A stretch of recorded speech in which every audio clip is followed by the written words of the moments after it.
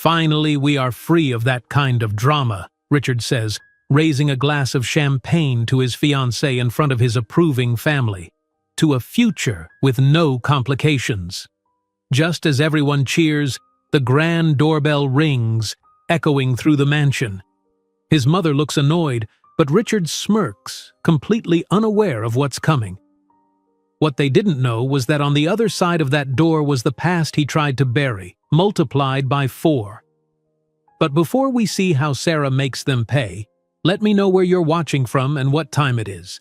Now subscribe to the channel and let's get into the full story. I'm not your maid today, Blake. I'm the mother of your children. Sarah Johnson's alarm buzzed at 5 o'clock in the morning. She reached over and turned it off before it could ring a second time. The small apartment in South Boston was quiet except for the occasional car passing by outside. She sat up on the edge of her bed and glanced at her bank account balance on her phone. $73.14. Not enough. Sarah sighed and walked to the bathroom. She had exactly 45 minutes to shower, dress, and catch the bus to Beacon Hill. Mrs. Miller hated when staff arrived late. Outside, the morning air was cold. Sarah pulled her thin jacket tighter as she waited at the bus stop. She watched Boston wake up through the bus windows as they moved from her working-class neighborhood toward the wealthy part of town where the Millers lived. "Morning, Thomas," Sarah greeted the butler as she entered through the service entrance of the massive brick mansion on Beacon Hill. "Good morning, Sarah," Thomas replied, checking his watch. "Mrs. Miller wants the upstairs bathrooms completely redone today. They have guests coming for dinner." Sarah nodded and headed to the staff closet to get her cleaning supplies. She had been working for the Miller family for 3 years now. 3 years of polishing silver she would never own and washing windows that looked out on a life she would never have. Sarah was dusting the hallway when Mrs. Eleanor Miller walked past her without a glance. Sarah became invisible as usual. Mrs. Miller was talking on her phone about a charity event while Sarah continued working, used to being unnoticed. "Need help with that?" Sarah turned around, startled. Blake Miller stood behind her, watching as she struggled with a heavy bucket of cleaning supplies. "I'm fine, thank you, Mr. Miller," Sarah said, trying to maintain professionalism. "Please, it's Blake," he said, taking the bucket from her hands. "Where are you taking this?" "The third-floor bathrooms," Sarah replied, surprised by his kindness. Blake carried the bucket upstairs while Sarah followed, uncertain about this break in routine. Blake Miller was 30 years old, handsome with striking blue eyes and perfect teeth that came from expensive dental work. He was the heir to Miller Enterprises, a technology company worth billions. "You've worked here for 3 years now?" Blake asked as they reached the top of the stairs. "Yes," Sarah answered, surprised he knew. "Yet I barely know anything about you," Blake said, putting down the bucket. "There's not much to know," Sarah replied. "I doubt that," Blake said with a smile that made Sarah look away. "Everyone has a story." Later that evening, Sarah served dinner to the Miller family. William Miller, the company founder, sat at the head of the table reviewing business documents between bites. Eleanor Miller discussed charity commitments with a friend on the phone while eating small portions of the expensive meal. Blake occasionally made eye contact with Sarah as she served, something his parents never did. "Sarah, this fish is perfectly cooked," Blake commented. "I just served it, Mr. Miller." "Your chef prepared it," Sarah corrected quietly. "Still, your service makes the meal," Blake said, holding her gaze a moment too long. 2 weeks later, the Millers prepared to leave for their summer home in Martha's Vineyard. "Blake, aren't you coming?" Eleanor asked as the staff loaded luggage into the cars. "I have to stay and finish the Thompson deal," Blake explained. "I'll join you next weekend." After the family left, the mansion felt different. Sarah worked through her usual tasks, surprised when Blake appeared in the kitchen that evening. "Have you eaten?" he asked. "No, Mr. Miller," Sarah replied. "Blake," he corrected, "and you should eat. In fact, let's both eat. I hate dining alone." They sat at the kitchen island instead of the formal dining room. Blake opened a bottle of wine and asked Sarah about her life. The conversation flowed easily as Sarah relaxed. "I was studying accounting before I started working here," Sarah admitted after her second glass of wine. "Why did you stop?" Blake asked. Sarah hesitated. "My parents died in a car accident during my sophomore year. The medical bills and funeral costs. I had to drop out." Blake's expression softened. "I'm sorry. That must have been incredibly difficult." "It was," Sarah said simply, "but everyone has problems. Not everyone handles them with your grace," Blake replied. The next evening, Blake showed Sarah his father's art collection. "My father collects the pieces, but I don't think he really sees them," Blake explained. "He views them as investments." "And how do you see them?" Sarah asked. "As stories," Blake said, standing closer to her than necessary. "Each one captures a moment of truth." A week later, during a sudden summer rainstorm, Blake found Sarah closing windows in the garden room. "You're soaked," he laughed, handing her a towel. "It came out of nowhere," Sarah said, accepting the towel with a smile. Blake stepped closer. "You know, you have the most honest smile I've ever seen." Before Sarah could respond, he leaned forward and kissed her. Sarah knew she should pull away. This was her employer's son. This would only lead to trouble. Instead, she kissed him back. Their relationship developed over the next 6 months in stolen moments when the family was traveling or occupied with social events. Late-night conversations in the kitchen, walks in the garden, and eventually intimate moments in Blake's apartment when his parents were away. "Doesn't it bother you?" Sarah asked one night as they lay together. "The difference between us?" "What difference?"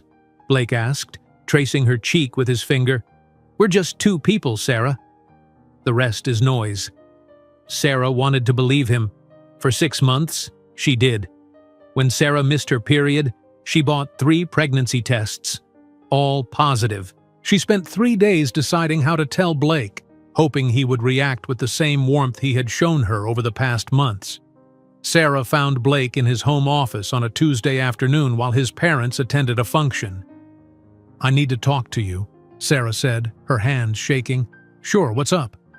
Blake smiled, setting aside his laptop. "I'm pregnant," Sarah said, the words hanging in the air between them. Blake's expression changed instantly. The warmth vanished from his eyes. "You're what?" "Pregnant," Sarah repeated. "About 8 weeks." Blake stood up and walked to the window, his back to her. When he turned around, Sarah didn't recognize the cold man before her. "This is your problem," he said flatly. "Not mine." "Blake, We had fun, Sarah. But let's be real. You're the maid. What did you expect?" The next morning, Sarah was called to the foyer where Eleanor Miller waited with a cold expression. "My son tells me you've been making some ridiculous claims," Eleanor said, her voice sharp as glass. "I won't have staff trying to trap my family for money." "Mrs. Miller, You're fired, effective immediately. If you ever contact my family again, we will take legal action. Is that clear?" From the staircase, Sarah saw Blake watching silently, his face emotionless. Sarah returned to her room and packed her few belongings into a backpack. She counted her savings, $200. She took one last look at the mansion that had been her home and workplace for 3 years and walked out the front door. At the bus station, Sarah purchased a ticket to Portland, Maine, where her Aunt Maggie lived. As the bus pulled away from Boston, Sarah placed her hand on her stomach. One life was growing inside her, a life that would connect her to the Millers forever, whether they wanted it or not. She had no way of knowing that the single baby she thought she carried would become 4, or that in 3 years she would return to upend the Miller family's perfect world. The bus rolled into Portland just as the sun was setting. Sarah stepped onto the terminal platform with her backpack and the crumpled piece of paper containing her Aunt Maggie's address. The long ride from Boston had given her time to think, but no clarity on what would happen next. Sarah walked 3 blocks before finding a payphone. She inserted 2 quarters and dialed the number. "Aunt Maggie? It's Sarah. I'm in Portland and I need help." 30 minutes later, a blue sedan pulled up. A woman in her 60s with silver-streaked hair rolled down the window. "Sarah Johnson, you look like you haven't eaten in days," Aunt Maggie said, opening the passenger door. Sarah climbed in, her backpack clutched to her chest. "Thank you for coming." "Family helps family," Aunt Maggie replied simply. "Your mother would haunt me if I left her daughter standing at a bus station." Aunt Maggie's house was small but welcoming. The kitchen smelled of fresh bread and coffee. Sarah sat at the worn wooden table while her aunt prepared tea. "I lost my job," Sarah began. "That fancy house in Boston?" Aunt Maggie placed a steaming mug in front of her. "What happened?" Sarah's hands trembled around the warm mug. "I'm pregnant." Aunt Maggie sat down across from Sarah. "And the father?" "The son of the family I worked for," Sarah said, tears filling her eyes. "He wants nothing to do with me or the baby." Aunt Maggie reached across the table and squeezed Sarah's hand. "Then we'll manage without him." "I only plan to stay until I find work," Sarah said. "I don't want to be a burden." "Nonsense," Aunt Maggie replied. "I've been alone in this house since your uncle passed. Stay as long as you need." 2 weeks later, Sarah found a job as a bookkeeper for a local hardware store. The pay was modest, but enough to start saving again. She also scheduled her first prenatal appointment at Portland Medical Center. "First pregnancy?" asked Dr. Karen Wilson, a kind-faced woman in her 40s. "Yes," Sarah replied nervously. "Let's take a look," Dr. Wilson said, preparing the ultrasound machine. She moved the wand across Sarah's still flat stomach, then stopped. Her eyebrows shot up. "Is something wrong?" Sarah asked, panic rising in her chest. "Not wrong, just unexpected," Dr. Wilson said, staring at the screen. "Sarah, I'm seeing multiple fetuses." "Twins?" Sarah whispered. Dr. Wilson shook her head slowly. "I need to get a colleague to confirm, but I'm counting 4 separate heartbeats." Sarah lay frozen as a second doctor entered the room and confirmed what seemed impossible. She was carrying quadruplets. "Natural quadruplets are extremely rare," Dr. Wilson explained later in her office. "Less than 1 in 700,000 pregnancies. You're looking at a high-risk pregnancy that will require specialized care." Sarah's mind raced. 1 baby had seemed overwhelming. 4 was unimaginable. "Will they be healthy?"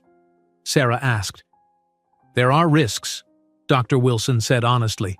"Premature birth is likely. You'll need frequent monitoring and eventually bed rest." That night, Sarah called the one person who might understand her situation. "Blake," she said when he answered, "I need to tell you something important." "I thought Eleanor made things clear," Blake replied coldly. "Don't contact me again." "I'm carrying quadruplets," Sarah said quickly before he could hang up. 4 babies, Blake." The line went silent for several seconds. "That's not possible," Blake finally said. "You're lying to get my attention. I have the ultrasound pictures." "Don't call this number again," Blake interrupted. "My lawyer will be in touch if you continue this harassment." The line went dead. Sarah stared at the phone, then placed her hand on her stomach. "It's just us now," she whispered. By her 5th month of pregnancy, Sarah could barely move around Aunt Maggie's house. Her normally slim frame now supported 4 growing babies, and her doctor had ordered modified bed rest. "I'm costing you too much," Sarah told Aunt Maggie one evening. "I can't work. I can barely help around the house." "Stop that talk right now," Aunt Maggie interrupted. "My sister's daughter is not going through this alone." While Sarah remained confined to Portland, life in Boston continued. One evening, Aunt Maggie brought in a business magazine that featured Blake Miller on the cover. "Is that him?" Aunt Maggie asked. Sarah nodded, reading the caption. "Blake Miller, heir to Miller Enterprises, with Vanessa Thompson at the annual Boston Business Leaders Gala." The photo showed Blake smiling beside a beautiful blonde woman in an expensive gown. They looked perfect together. 2 people from the same world. "He's already moved on," Sarah said quietly. In Sarah's 7th month, her water broke during a routine doctor's appointment. Everything happened quickly after that. Nurses rushing, doctors giving orders, and Sarah being wheeled into an operating room. "We need to do a C-section immediately," Dr. Wilson explained. "The babies are coming too early." Sarah nodded, terrified but determined. "Save my babies," she pleaded. Hours later, Sarah woke up in recovery. Dr. Wilson stood beside her bed, smiling. "4 healthy girls," she announced. "They're small and will need to stay in the NICU for a while, but all their vital signs are strong." "Girls? All 4? Sarah whispered. "Identical," Dr. Wilson confirmed. "A true medical marvel." 2 days later, a nurse wheeled Sarah to the neonatal intensive care unit. 4 tiny babies lay in special incubators, each connected to monitors and tubes. "Can I touch them?" Sarah asked. "Of course," the nurse said, helping Sarah sanitize her hands. "They need their mother's touch." Sarah gently placed her finger in the tiny palm of the first baby. The perfect little hand closed around her finger. "Hello, Emma," Sarah whispered, having chosen the name weeks before. She moved to each baby in turn. Olivia, Ava, Sophia. The Portland Herald ran a small story about the quadruplets the following week. Portland woman delivers identical quadruplets. Medical marvel births. Healthy girls. The article mentioned Sarah by name but honored her request not to name the father. The next year passed in a blur of diaper changes, bottle feedings, and very little sleep. When the girls turned 1, Sarah had completed her online accounting certification and was working 2 jobs: bookkeeping for several local businesses during the day and waiting tables at a 24-hour diner at night. Aunt Maggie helped care for the girls while Sarah worked. Every night, Sarah updated her spreadsheet tracking Blake Miller's public activities. She noted his promotion to vice president at Miller Enterprises. She saved the newspaper announcement of his engagement to Vanessa Thompson. She watched from a distance as he built the perfect life she and her daughters were excluded from. As the twins approached their 3rd birthday, Sarah saw an article in the Boston Globe. Annual Miller Christmas Charity Gala set to break fundraising records. "I think it's time," Sarah told Aunt Maggie that evening as they watched the 4 identical girls playing on the living room floor. Each had Blake's distinctive blue eyes and dimpled chin. "Time for what?" Aunt Maggie asked, though her expression suggested she already knew. "Time for the Millers to meet their granddaughters," Sarah said. "These girls deserve to know where they come from."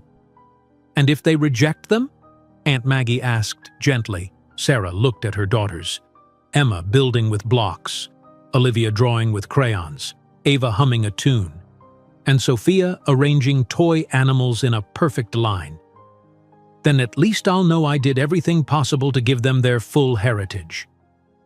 The next day, Sarah purchased 4 matching red dresses and began packing the minivan she had bought with her savings. She studied the invitation to the Miller Charity Gala she had found online, noting the date and time. "Boston," she told the girls as she helped them into their car seats. "We're going to see a beautiful city where Mommy used to live." As Portland disappeared in her rearview mirror, Sarah rehearsed what she would say when she faced Blake Miller again. This time she wasn't the invisible maid. This time she had 4 perfect reasons to make the Millers see her. The drive from Portland to Boston took nearly 3 hours. Sarah checked the rearview mirror often to see her 4 daughters, who eventually fell asleep in their car seats. The Boston skyline appeared as the sun began to set, tall buildings glowing against the darkening sky. "Girls, wake up," Sarah said softly. "We're here." 4 identical faces with sleepy blue eyes looked back at her. "Is this where the party is?" Emma asked, the most talkative of the 4. "Not yet," Sarah replied. "We're going to stay at a hotel first." Sarah navigated through the familiar streets of Boston, memories flooding back with each turn. She pulled into the parking lot of the Dorchester Inn, a modest hotel she'd found online that wouldn't drain her limited savings. The desk clerk looked surprised when Sarah entered with 4 identical little girls in matching travel outfits. "Reservation for Sarah Johnson," she said, trying to keep the girls from wandering. "ID and credit card, please," the clerk responded, watching as Olivia and Ava spun in circles while Emma examined a pamphlet rack. Sarah handed over her documents and gathered Sophia, who had wandered toward the vending machines. "Girls, please stay close to Mommy." After checking in, Sarah led the quadruplets to their room on the second floor. It was small but clean with 2 double beds. "Can we jump on the beds?" Ava asked immediately. "No jumping," Sarah said firmly. "We need to rest. Tomorrow is a very important day." Later, after the girls were bathed and in their pajamas, Sarah sat on the edge of the bed looking at her phone. She had saved the invitation to the Miller Charity Gala from the Boston Globe website. The event would start at 7 o'clock tomorrow evening at the Miller Mansion in Beacon Hill. Sarah opened her suitcase and carefully removed 4 identical red velvet dresses with white collars. She had spent 3 months saving for these outfits, wanting the girls to look perfect when they met their father's family. "These are pretty," Olivia said, touching one of the dresses. "You'll wear them tomorrow," Sarah explained. "We're going to a special party." "Will there be cake?" Emma asked. Sarah smiled. "I don't know, sweetie. But you're going to meet some new people." "Who?" Sophia asked quietly. She was always the most observant of the 4. Sarah hesitated. "Family," she finally said. "People who are related to you." The next morning, Sarah woke early and reviewed the contents of the folder she'd prepared months ago. Inside were birth certificates for all 4 girls, DNA test results she'd obtained using strands of Blake's hair she had kept, text messages they'd exchanged during their relationship, and dated photographs that proved their time together. After breakfast, Sarah spent the day preparing the girls and herself for the evening ahead. She brushed their identical dark blonde hair and arranged it with matching red headbands. The red velvet dresses fit perfectly, making the girls look like a Christmas card come to life. For herself, Sarah wore the only nice outfit she owned, a simple black dress from a consignment shop. She applied light makeup and pulled her hair back into a neat bun. "Remember what we practiced," Sarah told the girls as they stood in a row for her inspection. "When someone asks your name, you say it clearly. Emma, Olivia, Ava, Sophia." "Yes, Mommy," they replied in unison. At 6:30 that evening, Sarah loaded the girls into her minivan and drove to Beacon Hill. Christmas decorations illuminated the historic neighborhood. Expensive cars lined the street near the Miller Mansion, which glowed with lights and greenery. Sarah parked a block away and took a deep breath. "This is it, girls. Remember to hold hands and stay with Mommy." She helped her daughters from the car, making sure each looked perfect. With her folder in one hand and Emma's small hand in the other, Sarah began walking toward the mansion she'd once known so well. Olivia held Emma's other hand, followed by Ava and Sophia, forming a chain of little girls in red dresses. Through the large front windows, Sarah could see the elegant crowd inside. Servers in black and white carried trays of champagne and hors d'oeuvres. Crystal chandeliers sparkled above women in designer dresses and men in tuxedos. In the center of it all stood Blake Miller, raising a glass for a toast. Beside him was Vanessa Thompson, wearing a silver gown and a large diamond ring. Sarah approached the front door, her heart pounding. The same butler who had worked there during her time as a maid opened the door. "Thomas," Sarah said. The butler's eyes widened in recognition, then widened further as he noticed the 4 identical little girls behind her. "Miss Johnson," he stammered. "I don't think I'm here for the gala," Sarah said, walking past him before he could stop her. The girls followed obediently, looking around with wide eyes at the grand entrance hall. Sarah paused at the doorway to the ballroom.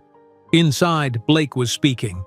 "To new beginnings and leaving old mistakes behind," he announced to the crowd of about 200 guests. "Vanessa and I thank you all for celebrating with us tonight." Sarah took a deep breath and stepped forward. The girls moved with her, still holding hands as practiced. As they entered, a wave of silence spread from the door across the room. Conversations stopped mid-sentence. Glasses froze halfway to lips. All eyes turned toward the unexpected arrivals. Blake was the last to notice. He lowered his champagne glass, his sentence trailing off as he saw Sarah standing there with 4 little girls who all had his blue eyes and dimpled chin. The champagne glass slipped from his fingers and shattered on the marble floor. "Meet your daughters, Blake," Sarah said, her voice carrying across the silent room. Chaos erupted immediately. People began whispering and pointing. Vanessa Thompson grabbed Blake's arm, her face demanding an explanation. Eleanor Miller moved quickly through the crowd, her designer gown swishing as she approached Sarah. "What is the meaning of this?" Eleanor hissed, trying to keep her voice down while smiling tightly at nearby guests.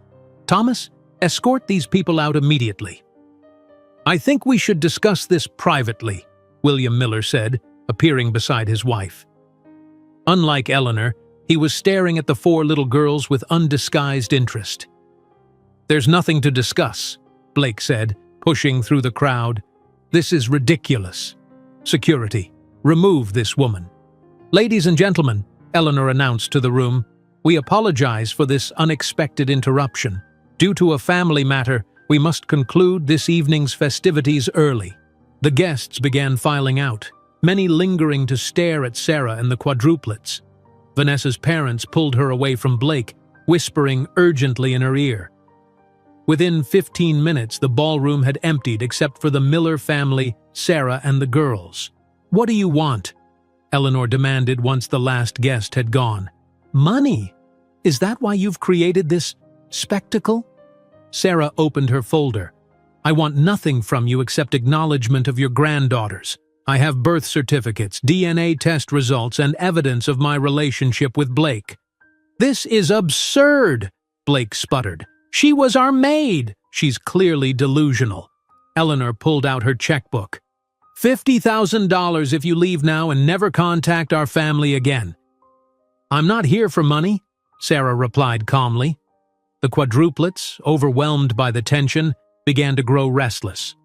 Sophia started to cry, which triggered tears from Ava as well. William Miller, who had been silent until now, stepped forward and knelt down to the girl's eye level. "Hello there," he said gently. "My name is William. What are your names?" The girls looked at Sarah, who nodded encouragingly. "I'm Emma," said the first. "I'm Olivia," said the second. "I'm Ava," said the third, wiping away tears. "I'm Sophia," whispered the fourth, still sniffling. William smiled at them. "It's very nice to meet you. I think I might be your grandfather." "William!" Eleanor exclaimed. "Don't encourage this." William stood and took the folder from Sarah's hands. "Let's look at the evidence before we make any judgments." Blake paced back and forth, running his hands through his hair. "This is a nightmare. Vanessa is going to call off the engagement." "Perhaps you should have thought of that before," William said sharply, examining the documents in Sarah's folder. "These children do look remarkably like you did at that age, Blake," William continued, "and these DNA results, if authentic, are quite conclusive." "Those could be faked," Blake argued. "Then we'll do new ones," William replied calmly. Eleanor stared at the 4 little girls who were now sitting in a row on an antique sofa, their identical red dresses and blue eyes creating an undeniable image. "How did this happen?" she asked quietly. "I think we all know how it happened, Mother," Blake snapped. Sarah stood protectively near her daughters. "I didn't come here to destroy your family, Mrs. Miller. I came because my daughters deserve to know where they come from, both sides of their heritage." William handed the folder to his wife. "Eleanor, look at the evidence. These are our grandchildren."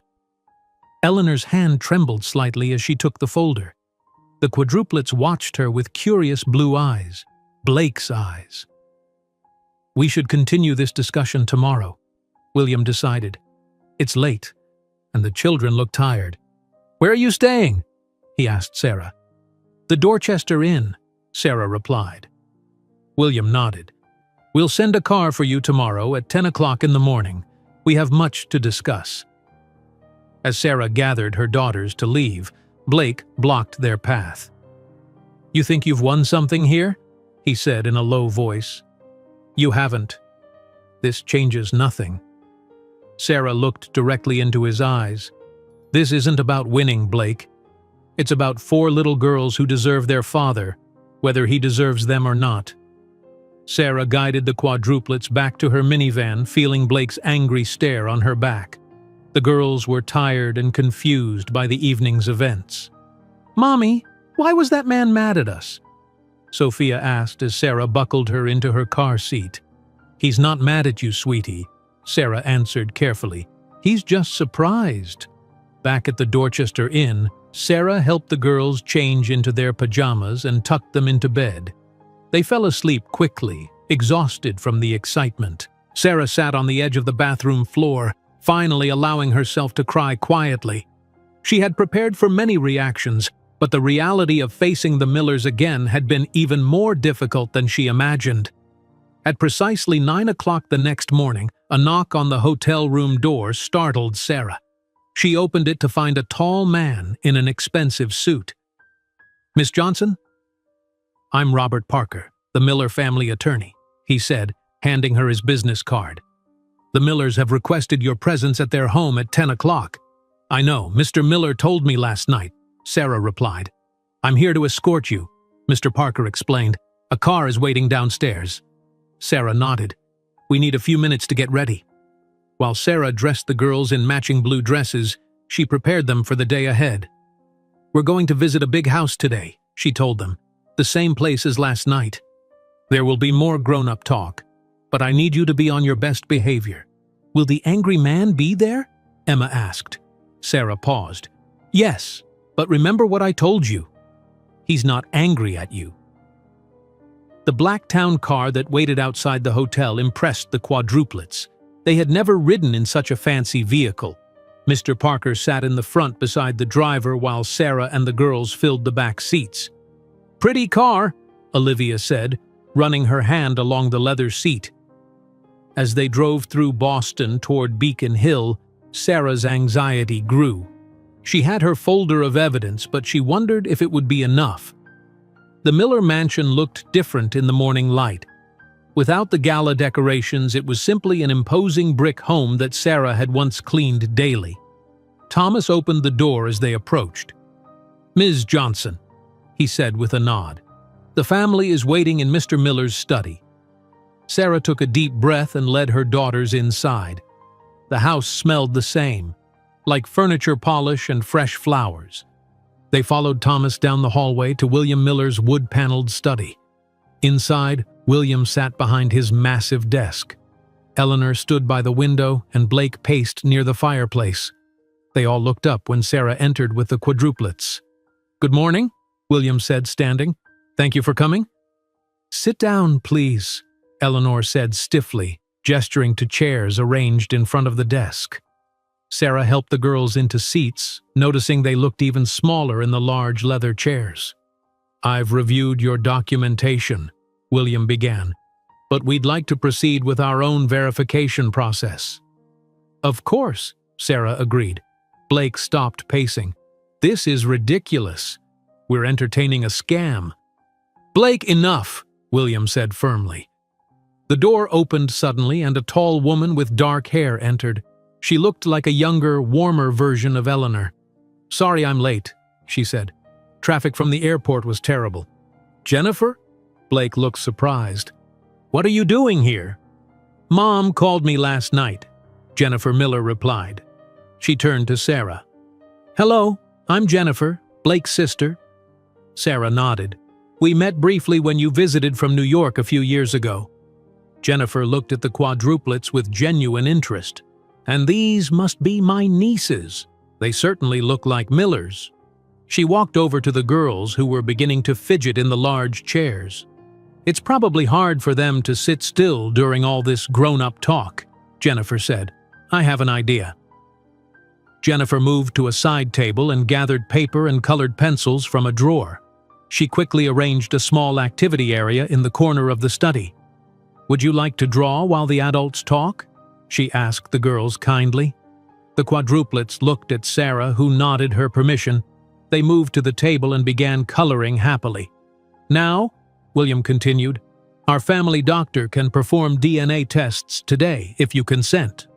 I consent, Sarah said. But I want to be clear about something. I didn't come here for money. Eleanor stepped forward, holding a document. Speaking of money, our attorney has prepared an offer. She handed Sarah the paper. Sarah glanced at it and saw the figure, $2 million. In exchange for your silence and agreement to keep the children away from our family, Eleanor explained. This is very generous. Sarah handed the paper back without hesitation. This isn't about money. It's about my daughters knowing their father and their heritage. Then what do you want? Blake demanded. A monthly check? Your name in the society pages? I want you to acknowledge your daughters, Sarah replied calmly. I want them to know their grandparents, their aunt, and yes, their father. I want them to understand where they come from. Blake's phone rang loudly. He glanced at the screen and looked panicked. I have to take this, he said, stepping out of the study. William watched him go, then turned back to Sarah. Tell me about your life since you left Boston. I live with my aunt in Portland, Sarah explained. I work as a bookkeeper for several businesses during the day. At night, I wait tables at a diner. I've been taking online accounting courses to finish my degree. 4 children on 2 jobs, William said thoughtfully. That must be extremely difficult. We manage, Sarah replied simply. A soft tinkling sound interrupted the conversation. Everyone turned to see little Ava had wandered to an antique piano in the corner of the room. She was pressing the keys gently, fascinated by the sounds. Eleanor walked over to the piano. For a moment, Sarah thought she would scold Ava, but instead Eleanor stood watching as the child explored the keyboard. My mother was a concert pianist, Eleanor said unexpectedly. This was her piano. Ava looked up at Eleanor with curious eyes. It makes pretty sounds. Yes, it does, Eleanor agreed, and for a brief moment her stern expression softened. The door opened again and Blake stormed back in, his face red with anger. That was Vanessa's father, he announced. The Thompsons want an explanation before our merger meeting next week. This is destroying everything. Jennifer rolled her eyes. Always about you, isn't it, Blake? You don't understand what's at stake, Blake snapped. I understand you apparently have 4 daughters you've never acknowledged, Jennifer replied coolly. William stood up. Blake, Jennifer, enough. This isn't helping anyone. He turned to Sarah. Would you mind stepping outside with me for a moment? Sarah followed William into the hallway, glancing back to make sure her daughters were occupied with Jennifer and their coloring. In the corridor, William spoke quietly. Ms. Johnson, Sarah, I want you to know that regardless of how this situation developed, those children are Millers. I can see it in their faces. They are, Sarah agreed. You've clearly done an admirable job raising them under difficult circumstances, William continued. I'd like to hear more about your background. Eleanor mentioned you were studying accounting before you worked here. Yes, at Boston Community College, Sarah explained. My parents died during my sophomore year. The medical bills and funeral costs forced me to drop out. William's expression showed genuine sympathy. I came from humble beginnings myself, though that fact isn't widely known. I worked my way through college and built Miller Enterprises from nothing. He paused, looking thoughtful. I have a proposal. While we sort through this situation, I'd like to offer you and the girls temporary housing in one of our company apartments. It would be more comfortable than a hotel, and it would allow us all some time to figure out the best path forward. Why would you do that? Sarah asked cautiously. Because those are my grandchildren, William replied simply, and because, unlike my son, I believe in taking responsibility for family matters. When they returned to the study, William announced his decision. Sarah and the girls will be staying at the company apartment on Commonwealth Avenue while we resolve these matters. What? Blake exclaimed. You can't be serious. I'm completely serious, William replied firmly. DNA tests will be conducted this afternoon. Until then, I suggest we all take some time to consider what's best for the children. Eleanor looked ready to object, but instead pressed her lips together tightly. Jennifer smiled at Sarah. "The Commonwealth Avenue apartment is lovely. I'll help you get settled." As Sarah gathered her daughters and prepared to leave, Blake blocked the doorway. "This isn't over," he whispered. "You've managed to fool my father, but I know what you're doing." Sarah met his gaze steadily. "The only person being fooled here is you, Blake. You can deny the truth all you want, but it doesn't change the fact that these girls are your daughters." Jennifer appeared beside them. "The car is ready, Sarah. Let's get the girls to their new temporary home." As Sarah led her daughters out of the Miller mansion, she realized she had crossed a line. There was no going back now. For better or worse, her daughters' lives were now entangled with the Miller family. The Commonwealth Avenue apartment was spacious and elegant. Jennifer helped Sarah and the Quadruplets settle in, showing them around the two-bedroom unit with its large windows overlooking Boston. "The kitchen is fully stocked," Jennifer explained, opening cabinets. "And I made sure they delivered children's beds for the girls." "Thank you," Sarah said, watching her daughters explore their temporary home with wide eyes. "You didn't have to do all this." Jennifer smiled. "They're my nieces. Of course I did." That evening, after putting the girls to bed, Sarah sat at the kitchen table reviewing her folder of evidence. A knock at the door revealed Dr. Michael Brennan, the Miller family physician. "Ms. Johnson, I'm here for the DNA samples," he said formally. Sarah nodded. "The girls are sleeping. Can we do this without waking them?" "Of course, just a gentle cheek swab." Sarah led him to the bedroom where all 4 girls were sharing a large space. Dr. Brennan carefully collected DNA samples without disturbing their sleep. "Mr. Blake Miller provided his sample this afternoon," Dr. Brennan explained. "We should have results within 48 hours." 3 days later, William Miller called Sarah to his study again. This time only William, Eleanor, and Blake were present. "The results are conclusive," William said, holding a folder. "Blake is the father of your daughters." Blake stared out the window, his jaw clenched. "I told you that already," Sarah said quietly. William nodded. "Yes, you did. And now we have scientific confirmation." "So what happens now?" Sarah asked. Eleanor stepped forward. "We need to control this situation before it gets out of hand." "It's already out of hand," Blake snapped, turning from the window. "Someone leaked information to Boston's social scene. There's already an article online about the Miller Quadruplets scandal." William frowned. "How did that happen?" "Someone at the gala must have talked," Eleanor said. "It doesn't matter now. We need to decide how to proceed." Blake's phone buzzed. He checked it and groaned. "The Thompsons want to meet tonight. Vanessa's father texted that they need answers before our merger meeting." "Then you'll give them answers," William said firmly. "You'll tell them the truth and take responsibility." Blake laughed bitterly. "The truth? That I have 4 children with our former maid? That will certainly help the $100 million merger." Sarah stood up. "I should go. This seems like a family matter." "You are family now," William replied. "Like it or not, these decisions affect you and the girls." Later that day, Sarah received a text message from Jennifer. "Want to get out of that apartment? Meet me at Newbury Street at 2 o'clock. Bring the girls."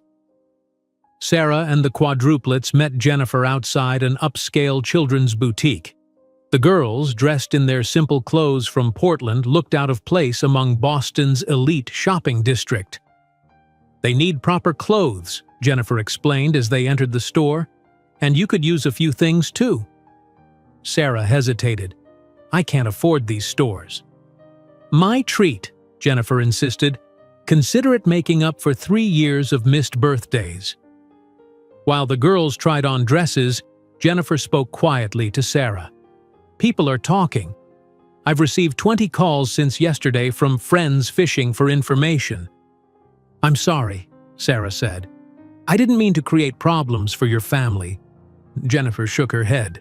"This is all on Blake. I'm not surprised, honestly. You're not the first woman he's treated poorly." "What do you mean?" Sarah asked. "Blake has always been the golden child who got away with everything," Jennifer explained. "Our parents, especially our mother, excused his behavior. I love my brother, but he's never faced consequences." Meanwhile, in downtown Boston, Blake sat across from his personal attorney in a private office. "I need options," Blake said. "How do I minimize child support? Limit my parental obligations?" The attorney, a gray-haired man named Edward Sloan, looked uncomfortable. "Blake, 4 children will require significant support, regardless. And with your family's wealth, the court will set a high amount." "There must be something we can do," Blake insisted. "Make her sign something. Limit my liability." "The DNA test confirms paternity," Edward reminded him. "No judge will let you avoid responsibility." While Sarah shopped with Jennifer, Eleanor Miller sat in a different downtown office facing a private investigator. "Tell me everything about Sarah Johnson," Eleanor demanded. The investigator, a former police detective named Richard Green, opened his laptop. Born and raised in South Boston to working-class parents. Father was a mechanic, mother worked as a school secretary. Good student, earned a partial scholarship to Boston Community College. "Keep going," Eleanor urged. "Parents died in a car accident during her sophomore year. Medical bills and funeral costs forced her to drop out. Started working service jobs. Eventually applied for the position at your home." "Criminal record, debts, vices," Eleanor pressed. Richard shook his head. "Nothing. Clean record, excellent work references, managed to support 4 children on modest income in Portland, maintained an apartment, even completed online courses." Eleanor frowned. This wasn't what she expected to hear. The next day, Sarah took the girls to Boston Common. The public park was filled with families enjoying the unusually warm winter day. The Quadruplets ran toward the playground equipment, excited to burn off energy. Sarah sat on a bench watching her daughters play when she noticed other mothers glancing her way and whispering. One woman approached her. "Excuse me," she said hesitantly. "Are those the Miller Quadruplets? I saw something in Boston's social scene." Sarah nodded uncomfortably. "Yes, they're my daughters." The woman smiled. "They're beautiful. Don't worry about the gossip. People will talk about anything." Another woman nearby scoffed loudly. "Some people will do anything for money." Sarah felt her face grow hot with embarrassment. She gathered the girls quickly and headed back to the apartment. That evening, Sarah received a text from Blake. "We need to talk. Coming over now."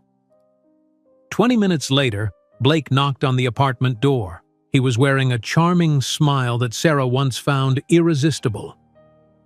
"Can I come in?" he asked, his voice friendly. Sarah hesitated, then stepped aside. "The girls are watching a movie in the bedroom." Blake entered, looking around the apartment. "Nice place. Father always keeps these corporate apartments ready for visiting executives." "What do you want, Blake?" Sarah asked directly. His smile faltered slightly. "I've been thinking about our situation. Maybe I reacted badly at first." "You think?" Sarah said coldly. Blake moved closer. "I was shocked, that's all. But now I've had time to process everything. We could make this work, Sarah. Co-parenting arrangements, financial support for the girls." Sarah crossed her arms. "What changed?" "I realized I have daughters," Blake said, his voice smooth. "I should be part of their lives." "And what does Vanessa think about this plan?" Sarah asked. Blake waved dismissively. "She'll understand.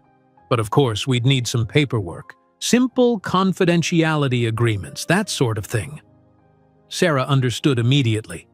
"You mean you want me to sign something saying I won't embarrass you publicly? That's what this is about." Blake's friendly expression hardened. "Be realistic, Sarah. You're a single mother with 4 kids. My family can make your life very comfortable or very difficult." Neither noticed little Sophia standing in the hallway, watching and listening. She couldn't understand all the words, but she felt the tension.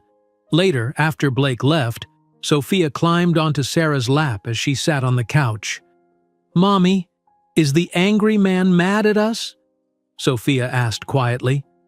Sarah felt her heart break. "No, sweetie. He's not mad at you. He's just confused about some grown-up things." "He looked mad," Sophia insisted. Sarah hugged her daughter close. Some people don't know how to show their feelings the right way. The next morning, William called Sarah. "I saw Sophia's question about Blake being angry," he said. "How did you know about that?" Sarah asked, surprised. "The corporate apartments have security systems," William explained. "I reviewed the footage after Blake reported your unreasonable behavior to me." Sarah felt embarrassed and angry. "You've been watching us?" "For security purposes only," William assured her, "but I'm glad I did." "Blake wasn't honest about your conversation." William paused. "I'd like to invite you and the girls to our summer home on Cape Cod this weekend. Get away from the media attention in Boston. Jennifer will join us." "I don't think Blake would want us there," Sarah said cautiously. "Blake isn't invited," William replied. "This is about getting to know my granddaughters in a peaceful setting." After ending the call, Sarah looked out the window at Boston's skyline. This wasn't how she imagined things would go. She had expected resistance, even rejection, but not this complex web of family politics. From the Miller mansion across town, Eleanor watched William make arrangements for the Cape Cod trip. To his surprise, she put down the private investigator's report on Sarah and said, "I'll be coming too. They're my granddaughters as well." Blake watched from the mansion window as 2 cars prepared to leave for Cape Cod the next morning. His father had explicitly told him to stay in Boston and think about his priorities. As the cars pulled away, Blake pulled out his phone and scrolled to a contact. "Mark Davis, Boston Medical Testing Lab." Blake pressed the call button and waited. "Mark, it's Blake Miller. I need a favor. A big one. Can you meet me tonight?" Meanwhile, the 2-car convoy headed south from Boston toward Cape Cod. Sarah drove her minivan, following William's black Mercedes. The quadruplets chattered excitedly in the back seat about seeing the ocean. "Will there be fish?" Emma asked. "Yes, lots of fish in the ocean," Sarah replied, watching the road. "Can we swim?" Olivia questioned. "It's too cold for swimming in December," Sarah explained. "But we can walk on the beach." After an hour and a half, they turned onto a private road that wound through pine trees. The trees parted to reveal a sprawling white house with blue shutters overlooking the Atlantic Ocean. Unlike the Beacon Hill mansion, this home had a relaxed elegance. "Wow!" the girls exclaimed together as they pulled into the circular driveway. William greeted them as they exited their vehicles. "Welcome to Miller Point," he said.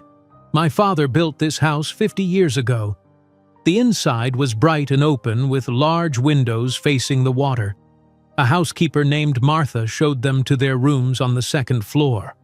"The girls will share this room," Martha said, opening a door to reveal a large space with 4 twin beds. "Ms. Johnson, you're next door." After settling in, they gathered in the great room where a fire burned in a stone fireplace. Eleanor stood by the windows watching the waves crash against the rocky shore below. "The girls should see the beach before it gets dark," William suggested. They bundled up against the December chill and walked down wooden steps to the private beach. The quadruplets ran ahead, fascinated by seashells and smooth stones. "This place is beautiful," Sarah commented as she walked beside William. "It's always been my favorite Miller property," William replied. "Away from business, away from Boston society." Eleanor walked alone, keeping her distance until Ava approached her holding a perfect scallop shell. "Look what I found," Ava said, presenting her treasure. Eleanor hesitated, then took the shell. "Very nice. Do you know what kind it is?" Ava shook her head.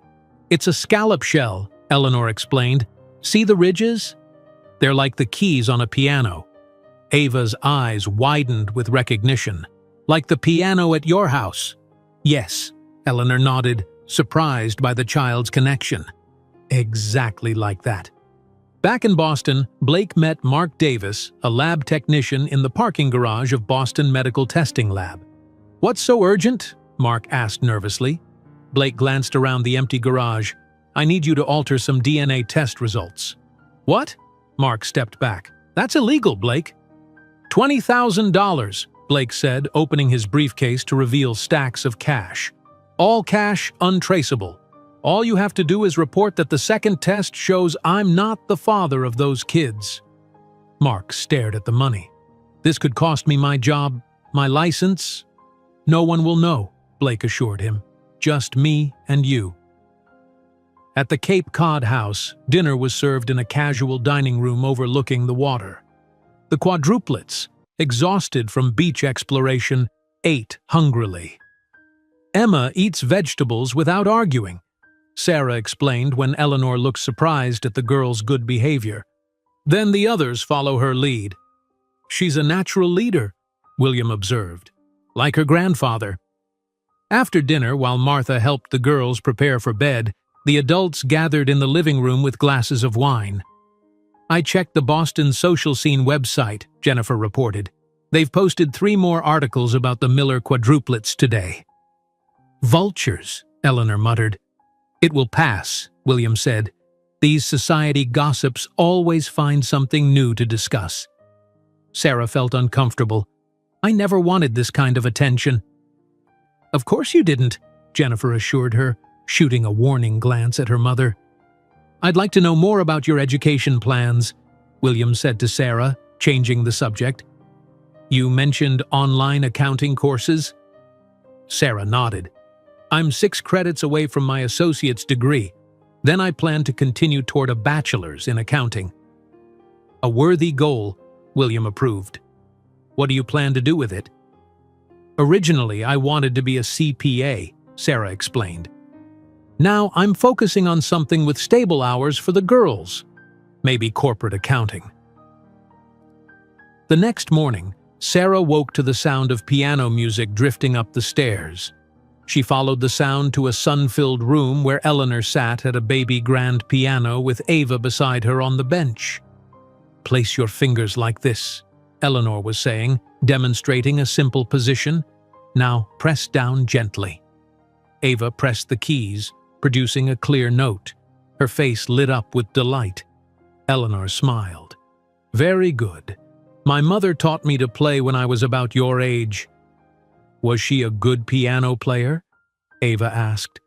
"The best," Eleanor replied, her expression softening with memory. "She played in concert halls all over Europe."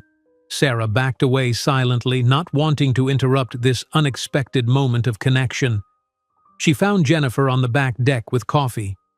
"Beautiful morning," Jennifer said, offering Sarah a cup. "Thanks," Sarah replied, accepting the coffee and sitting beside her. "I just saw Eleanor giving Ava a piano lesson." Jennifer raised her eyebrows. "That's unexpected. Mother doesn't usually warm to people quickly."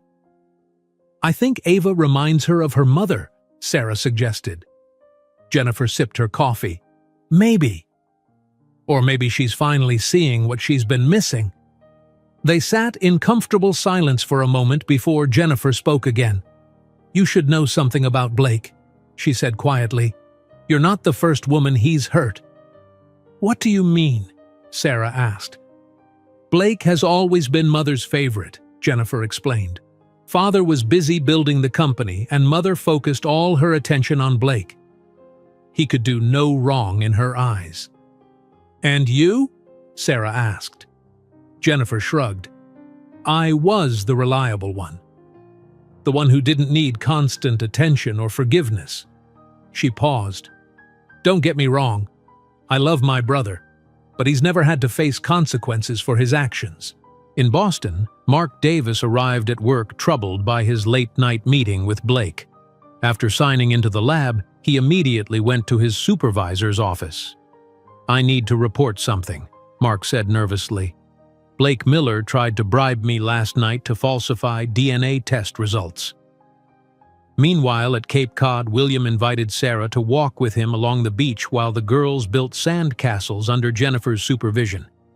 "Sarah, "I've been reviewing your work history and education," William began. "You have a natural talent for organization and numbers." "Thank you," Sarah replied, unsure where the conversation was heading. "Miller Enterprises has a community outreach division," William continued. "We fund educational programs, local initiatives. It could use someone with your perspective." Sarah stopped walking.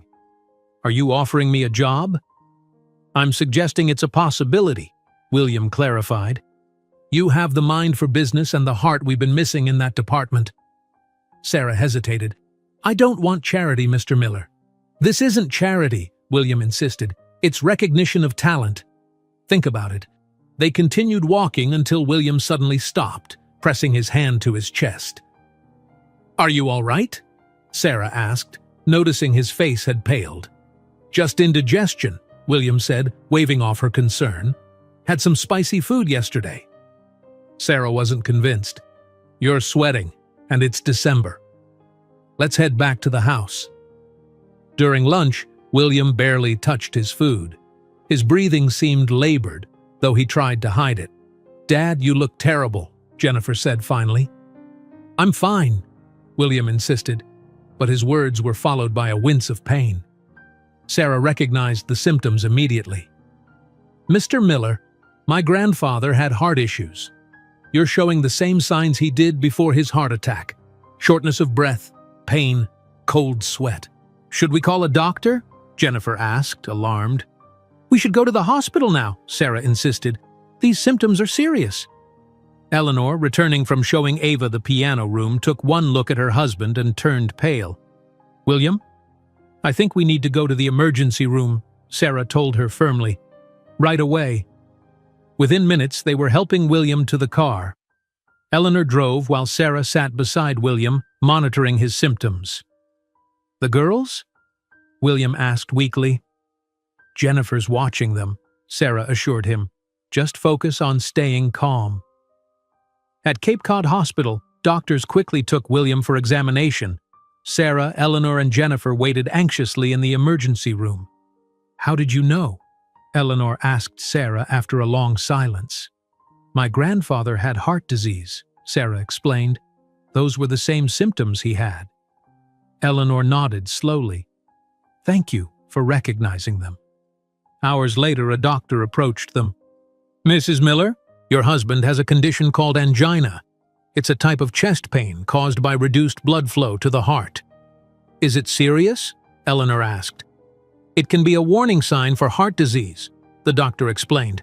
"But it's manageable with medication and lifestyle changes. We'd like to keep him overnight for observation." They were allowed to visit William, who looked tired but relieved. "The doctor says you've been hiding this condition," Eleanor accused him. "I didn't want to worry anyone," William admitted. "I've known about it for 6 months." "That was foolish," Eleanor scolded, but her voice was gentle. Before they left for the night, William asked to speak with Sarah alone. "Thank you for acting quickly today," he said.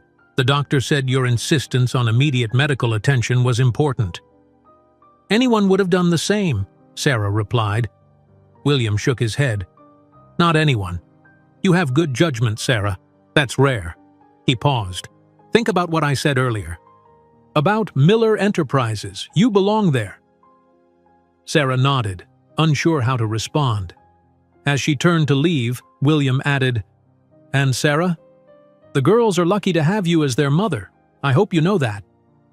Back at the Cape Cod house, Eleanor surprised Sarah by asking her to join her for tea in the kitchen. "I've been unfair to you," Eleanor admitted, stirring her tea slowly. "I've been investigating your background." "I know," Sarah replied. "Jennifer told me. What you've done, raising 4 children alone, continuing your education, maintaining your dignity, it's impressive," Eleanor said, clearly struggling with the compliment.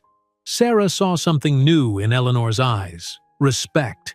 The moment of understanding between Sarah and Eleanor was interrupted when Jennifer burst into the kitchen, her face flushed with excitement.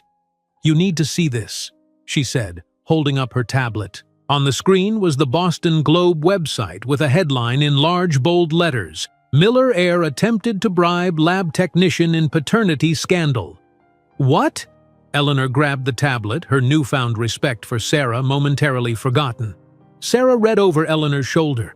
The article detailed how Blake Miller had offered $20,000 to a lab technician named Mark Davis to falsify DNA test results. The lab technician reported the incident to his supervisors, Jennifer explained.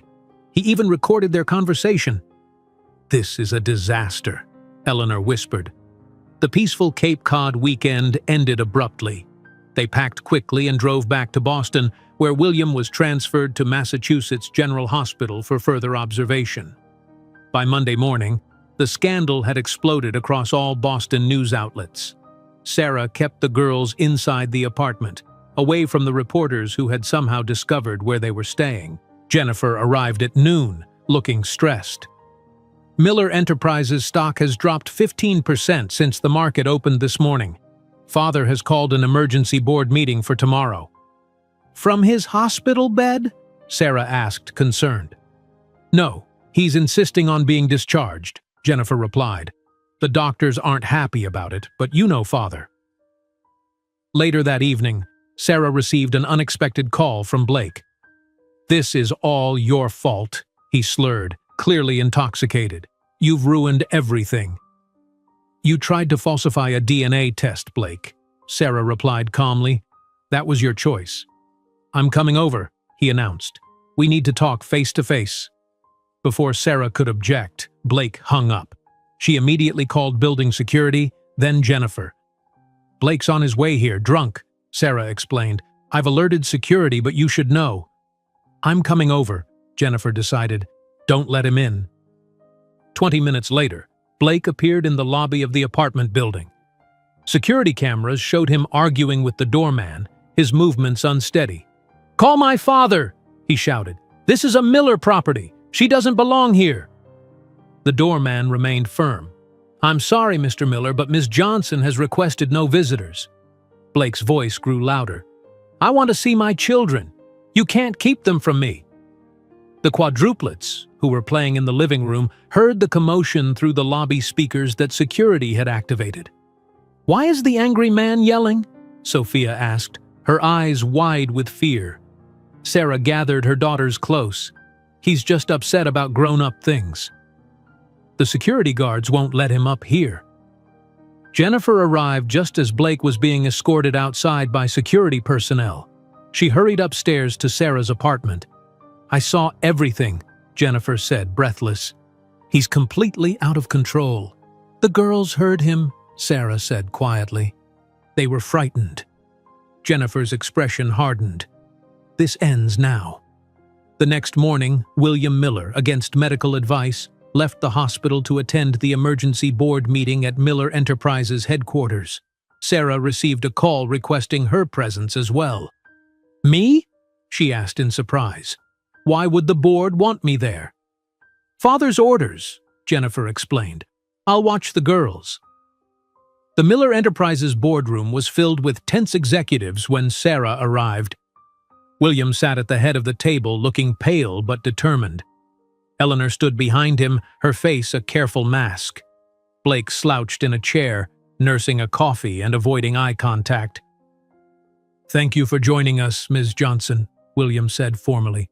"Please, take a seat." Sarah sat nervously, aware of the curious stares from board members who clearly knew who she was from the news. "We face a crisis," William began. "Our stock has fallen dramatically. The Thompson Banking Group has withdrawn from all negotiations. Our public image is severely damaged." Blake shifted uncomfortably in his seat. "We need new leadership in our community outreach division," William continued. "Someone with integrity, determination, and intelligence." He looked directly at Sarah. "After reviewing Ms. Johnson's background and seeing her natural business acumen, I am offering her the position of Chief Operations Officer of Miller Enterprises Community Outreach Division." The room erupted in murmurs. One older board member spoke up. "With all due respect, William, this young woman was your maid 3 years ago. How can she possibly be qualified?"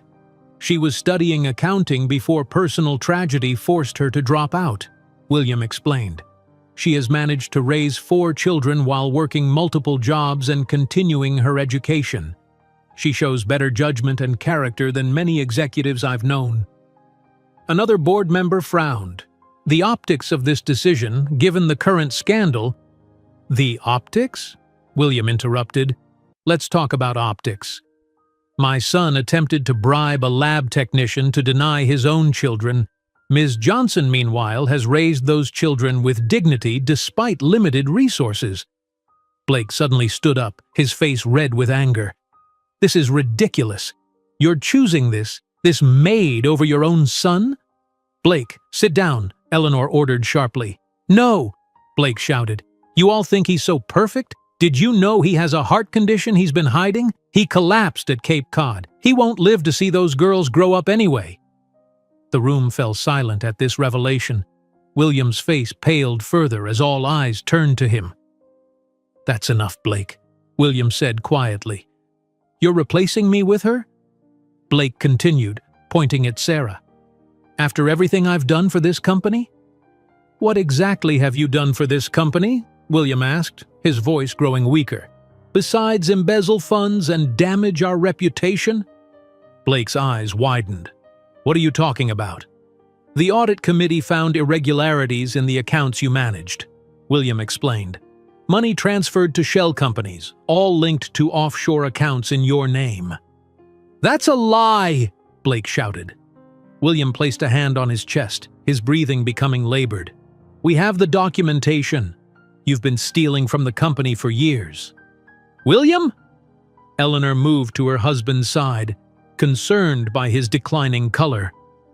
William tried to stand, then collapsed into his chair. "Call ambulance," he managed before losing consciousness. Chaos erupted in the boardroom. Someone called emergency services while Eleanor checked William's pulse. Sarah rushed to help, remembering her first aid training. "He's breathing, but his pulse is weak," Sarah reported. "We should loosen his tie and keep him comfortable until help arrives." Blake backed away, watching the scene with a mixture of shock and fear. The paramedics arrived within minutes, quickly stabilizing William before taking him back to Massachusetts General Hospital. Eleanor went with him in the ambulance while Sarah remained at the boardroom, uncertain what to do next. Jennifer called, having heard the news. "What happened?" "Blake revealed your father's heart condition during the board meeting," Sarah explained. "Your father got upset and collapsed. They've taken him back to the hospital." "And Blake?" Jennifer asked. "He's still here," Sarah replied, watching as Blake paced at the far end of the boardroom, ignoring the concerned stares of board members. "Don't leave," Jennifer advised. "The board needs someone level-headed there."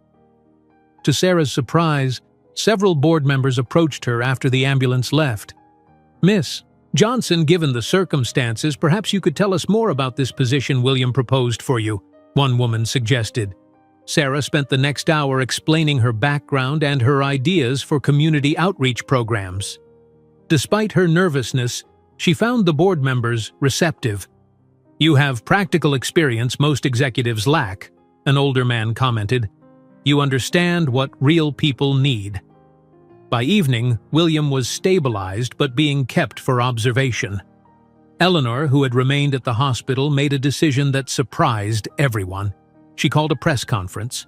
Standing before cameras and reporters outside Massachusetts General Hospital, Eleanor Miller spoke clearly and confidently.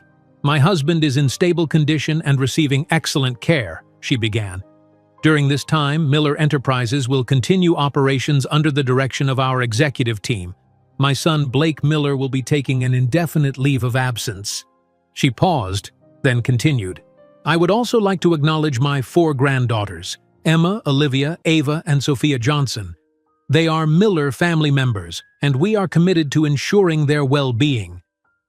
Sarah watched the press conference on television from the apartment, stunned by Eleanor's public acknowledgement. Jennifer arrived shortly after, bringing dinner for everyone. "Mother just officially recognized the girls," she said, amazed. "I never thought I'd see it." Everything is happening so fast, Sarah replied, watching her daughters eat spaghetti at the kitchen table. This morning I was just Sarah Johnson, single mother.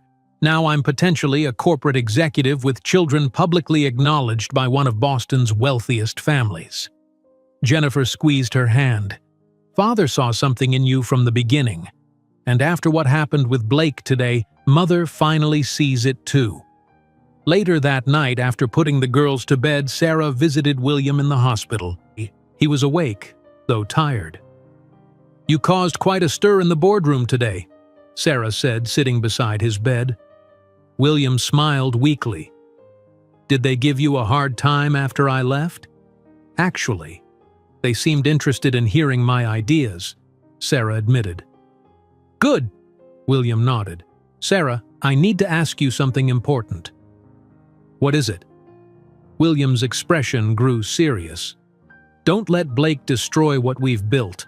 The company, the family, he's been taking from both for too long." "I don't understand," Sarah replied, confused. "The financial irregularities I mentioned," William explained. "They're worse than I revealed. Blake has been systematically bleeding the company for years." Sarah stared at William in shock. "Bleeding the company? How?" "The community outreach accounts," William explained weakly. "Blake managed those funds for 5 years. The preliminary audit shows money disappearing through complicated transfers." "How much money?" Sarah asked. William sighed. "Possibly millions. I need someone I trust to look deeper, someone with accounting skills who isn't already loyal to Blake." Sarah understood immediately. "That's why you offered me the position." "Partly," William admitted, "but I meant what I said about your qualifications." "Will you help me, Sarah?" Sarah nodded. "I'll do whatever I can." The next morning, Sarah entered Miller Enterprises headquarters as an employee, not a visitor. Jennifer met her in the lobby. "Ready for your first official day?" Jennifer asked. "Honestly? No," Sarah replied, "but I'll manage." Jennifer led her to a spacious office on the 20th floor. "This is yours now. All Community Outreach Division files have been transferred to your computer." Sarah looked around the office, larger than her entire apartment in Portland. "The girls are with a nanny?" "Yes, Mother interviewed her personally," Jennifer replied. "Surprisingly, Mother is spending a lot of time with them too." Sarah raised her eyebrows in surprise. "I know," Jennifer laughed, "especially with Ava." Mother actually moved her piano so Ava could practice at the mansion. After Jennifer left, Sarah sat at the large desk and turned on the computer. She began reviewing the Community Outreach Division's financial records from the past 5 years. By lunchtime, she had found her first red flag, a recurring payment to a company called BM Educational Consultants for services never clearly defined. "BM," Sarah whispered. "Blake Miller." She dug deeper, finding more suspicious companies: Miller Future Holdings, Blue Bay Investments, and Beacon Capital Group. All received regular payments from the community outreach funds for vague services. That evening, Sarah visited the hospital again, bringing her laptop to show William what she'd found. "These companies," she explained, showing him a spreadsheet. "They all have similar payment patterns. Large amounts transferred quarterly for services that aren't documented." William nodded. "I suspected as much. Blake created these shell companies to funnel money from Miller Enterprises. I'd need access to more financial records to confirm where the money went after these companies received it," Sarah explained. "Jennifer can help with that," William said. "But be careful. Blake still has allies in the company." After putting the girls to bed that night, Sarah called Jennifer. "I found something," Sarah began, "but I need more access to follow the money trail." "Come to my apartment tomorrow night," Jennifer suggested. "We can access the financial systems remotely without anyone watching." The next day, Eleanor surprised Sarah by calling her at work. "Ava is asking for piano lessons," Eleanor said without preamble. "I'd like to arrange for a proper teacher." "That's very generous," Sarah replied. caught off guard by Eleanor's interest. "But I can't afford—" "I'm not asking you to pay," Eleanor interrupted. "She's my granddaughter. She has musical talent that should be nurtured." Sarah hesitated. "I'd need to be there for the lessons." "Of course," Eleanor agreed. "Come to the mansion after work. We'll discuss it over dinner. Bring all the girls." That evening, Sarah and the Quadruplets had their first family dinner at the Miller mansion without William present. Eleanor had instructed the chef to make child-friendly food. "This house is huge," Emma commented as they sat at the dining table. "Emma," Sarah warned, "that's not polite." "It's all right," Eleanor said. "It is indeed a very large house. Too large for just me while William is in the hospital." After dinner, Eleanor led Ava to the piano room where the grand piano now sat in the center. "I've arranged for Professor James Chen from Berklee College of Music to evaluate Ava's aptitude," Eleanor explained to Sarah. "Berklee College of Music?" Sarah asked, surprised. "That's a prestigious school." "Only the best for a Miller," Eleanor replied simply. Later that night, after the girls were asleep in one of the mansion's guest rooms, Sarah went to Jennifer's apartment with her laptop. "I've found at least 6 suspicious companies," Sarah explained, showing Jennifer her findings, "all receiving regular payments from the community outreach funds." Jennifer logged into the company's financial system using her executive credentials. "Let's see where the money went from these shell companies." Working together until past midnight, they traced transfers from the shell companies to accounts in the Cayman Islands. All the accounts had connections to Blake. "This is worse than I thought," Jennifer said, staring at the screen. "He's been stealing from the company for years. Millions of dollars." "But why?" Sarah wondered. "He's already wealthy." "The Thompson merger," Jennifer realized suddenly. "He needed their banking connections to help hide his tracks. When you showed up with the girls and threatened the merger, I became a threat to more than just his reputation," Sarah finished. The next morning, Sarah received a call from William's nurse. "Mr. Miller is asking for you and his granddaughters to visit." Sarah brought the Quadruplets to the hospital that afternoon. They were nervous about the medical equipment, but William's warm greeting put them at ease. "Come here, girls," he said from his hospital bed. "I want to tell you a story about how I built Miller Enterprises." The girls sat around his bed while William explained in simple terms how he started his company. "I began with just one computer in a small room," he told them. "I fixed problems for other businesses. Then I hired one person to help me, then another." Emma, always curious, asked the most questions. "Did you have a big office like Mommy has now?" William chuckled. "Not at first. My first office was smaller than your bedroom." While the girls were distracted by a nurse bringing juice, William spoke quietly to Sarah. "How is the investigation going?" "We've traced money to accounts in the Cayman Islands," Sarah replied softly. "All linked to Blake." William nodded grimly. "I feared as much. The board needs to know, but not until we have everything documented." 2 days later, Sarah and Jennifer had gathered enough evidence to present to Eleanor. They requested a private meeting at the mansion. "Mother, we need to show you something," Jennifer began carefully. Eleanor sat rigidly in her chair. "This is about Blake, isn't it?" Sarah opened her laptop. "We found evidence that Blake has been embezzling from Miller Enterprises for years."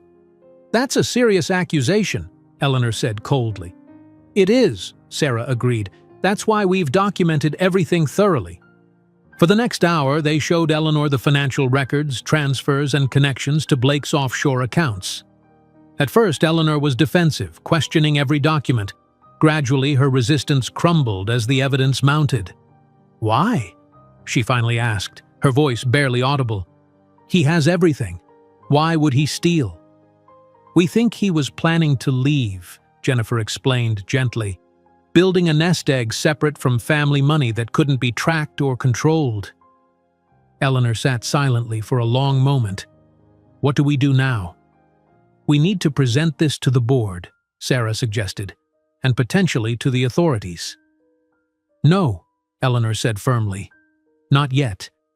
William needs to be part of this decision. He should be released from the hospital tomorrow. Meanwhile, Blake had grown increasingly paranoid. Locked out of company systems and banned from the office, he watched news reports about Miller Enterprises from his apartment. Miller Enterprises appoints new community outreach executive. Read one headline, showing Sarah's picture. Blake threw his glass at the television screen.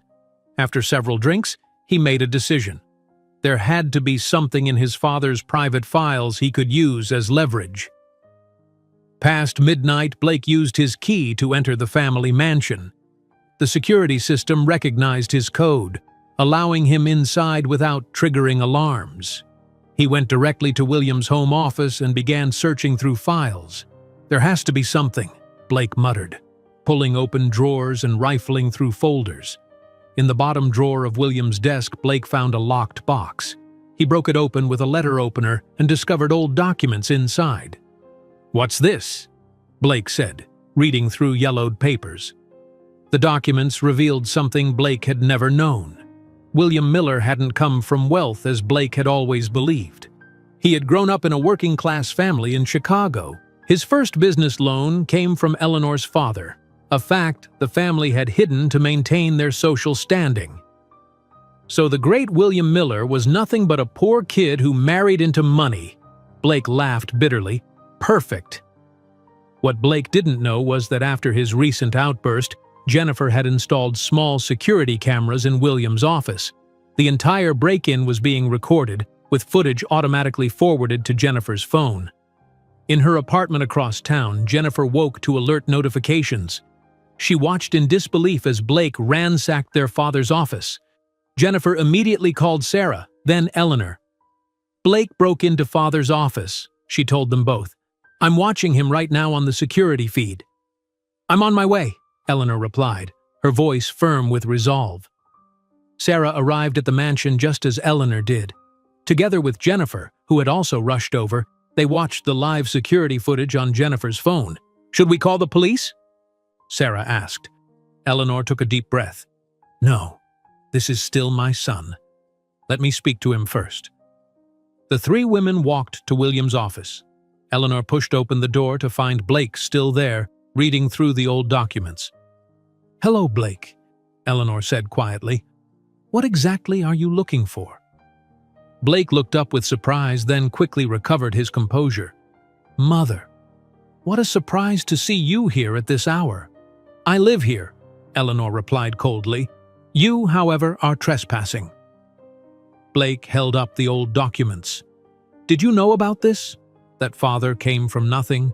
That your father gave him his start?" "Of course I knew," Eleanor said. "William never hid his background from me." Jennifer stepped into the room, her phone still recording. "The question is, what are you doing breaking into father's office in the middle of the night?" Blake noticed Sarah standing in the doorway and sneered. "Of course you brought her. Your new favorite charity case." "We have you on camera, Blake," Jennifer said, holding up her phone. "Breaking and entering after everything else you've done." Blake laughed bitterly. "What are you going to do? Call the police on me? Your own son?" He looked at Eleanor. Eleanor's face showed no emotion as she pulled out her phone. "Yes, that's exactly what I'm going to do." Blake's smile faded. "You're bluffing." Eleanor dialed and put the phone to her ear. "This is Eleanor Miller. I need to report a break-in at 27 Beacon Hill Avenue. The intruder is still on the premises." Blake stared in disbelief. "Mother, have you lost your mind?" "No, Blake," Eleanor replied, her voice steady. "For the first time in years, I'm seeing clearly. You've stolen from the company. You've lied repeatedly. You abandoned your own children." 2 hours later, Boston police officers led Blake from the mansion in handcuffs. Reporters, somehow already alerted, captured photos of the humiliating arrest. "You'll regret this!" Blake shouted as the officers placed him in the police car. The next morning, William was released from the hospital. Sarah picked him up in her minivan with the girls buckled into their car seats in the back. "Grandpa!" They called in unison when William appeared in a wheelchair pushed by a nurse. "Hospital rules," William explained about the wheelchair. I can walk just fine." Once they were in the car, Sarah filled William in on everything that had happened overnight. "Blake was arrested?" William asked, shocked. "Eleanor called the police herself," Sarah confirmed. "They have him on breaking and entering charges, but Jennifer is working with the company attorneys about the embezzlement evidence too." William shook his head sadly. "I never thought it would come to this." Back at the mansion, Eleanor and Jennifer waited with a stack of documents. "Welcome home," Eleanor said, kissing William's cheek. "We have much to discuss." In William's study, the four adults reviewed all the evidence against Blake while the quadruplets played in the garden under Martha's supervision. "The board needs to be informed immediately," William decided. "We'll call an emergency meeting for tomorrow morning." "Blake was released on bail this morning," Jennifer reported, checking her phone. "His lawyer posted it." "He'll try something," Eleanor predicted. "He always does when he's cornered." The following morning, Miller Enterprises board members gathered in the main conference room. William, still looking pale but determined, sat at the head of the table. Sarah sat nervously beside Jennifer, while Eleanor stood behind William's chair. "Thank you all for coming," William began. "We face a difficult situation regarding my son, Blake." William presented the evidence of Blake's embezzlement, including Sarah and Jennifer's detailed financial analysis. "This is why I appointed Miss Johnson to lead our community outreach division," William explained. "Her accounting background helped uncover what others missed or chose to ignore." Several board members looked uncomfortable. "With respect, William," said Richard Thornton, an older board member.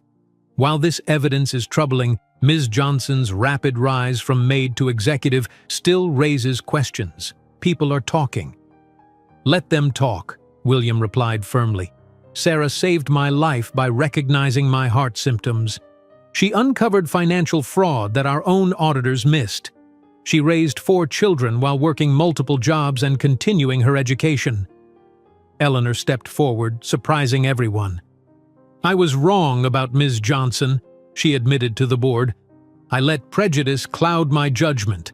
Her background in accounting and her integrity are exactly what this company needs." Richard Thornton seemed taken aback by Eleanor's support. "Well, if you both feel so strongly—" "We do," William confirmed. "Sarah stays. And as for Blake, we need to vote on his permanent removal from all company positions." The vote was unanimous. Blake Miller was officially removed from Miller Enterprises. That afternoon, news of Blake's removal hit the media. Financial reporters camped outside company headquarters while society columnists speculated about the family drama. At the mansion, William received a call from the district attorney's office. "They're offering Blake a plea deal," William told the others after hanging up. "Reduced charges if he agrees to leave Massachusetts and make restitution." "Will he take it?" Jennifer asked. "His lawyer thinks he will," William replied. "He's facing serious jail time otherwise." Meanwhile, Sarah faced a new challenge: enrolling the quadruplets in school. William had suggested Brookline Academy, an exclusive private school near the mansion. "They're 4 years old," Sarah protested. "Isn't it too soon for such a formal environment? They'll be starting kindergarten soon anyway," Eleanor pointed out. "Brookline has an excellent early education program." Sarah visited the school with the girls. The campus was beautiful, with small class sizes and impressive facilities. The headmaster welcomed them personally. "We'd be honored to have the Miller quadruplets join us," Headmaster Phillips said, smiling at the 4 identical little girls. "Johnson," Sarah corrected gently. "Their last name is Johnson." The headmaster looked confused. "Of course. My apologies." Emma and Olivia seemed excited about the school, especially the science room with its collection of rocks and plants. Ava and Sophia, however, clung to Sarah's hands, overwhelmed by the new environment. "Some adjust more quickly than others," the headmaster assured Sarah. "We're experienced with helping children transition." That evening, Sarah helped Sophia with her reading while the other girls played nearby. "Will we go to that new school?" Sophia asked quietly. "Would you like to?" Sarah asked. Sophia shrugged. "Emma and Olivia want to, but it's very big." Sometimes new things can feel scary, Sarah acknowledged, but I'll be with you every step. 2 days later, Blake's lawyer announced he had accepted a plea deal. He would make financial restitution, serve probation, and leave Massachusetts for at least 5 years. On his last day in Boston, Blake made one final attempt to salvage his reputation. He contacted Vanessa Thompson, hoping to explain his side of the story. They met at a hotel bar downtown. Vanessa looked elegant but distant as Blake approached. "Thank you for meeting me," Blake said, sitting across from her. "I wanted to explain what really happened." "I'm listening," Vanessa replied coolly. "My father has been showing signs of dementia," Blake lied. "He's been making irrational decisions, like giving that maid an executive position." "Sarah Johnson," Vanessa corrected. "Yes, her," Blake continued. "She's manipulating my father, taking advantage of his condition." "Is that so?" Vanessa asked, her hand moving to her purse. "I was trying to protect the company," Blake insisted. "That's why I created those offshore accounts, to safeguard assets until father could be declared incompetent." Vanessa pulled out her phone. "That's interesting, because I've had you investigated, Blake. You've been stealing from Miller Enterprises for years, and I'm not the only woman you've been seeing, am I?" Blake's face paled. "What are you talking about? Rebecca Jones in New York, Melissa Chen in Chicago. Did you think I wouldn't find out?" Vanessa pressed a button on her phone. "I've been recording this conversation, by the way." She stood up. "Goodbye, Blake. Enjoy California."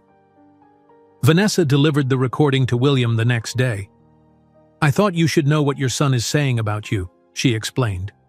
With Blake's departure imminent, William, Eleanor, and Sarah met with family attorneys to establish legal guardianship arrangements for the Quadruplets.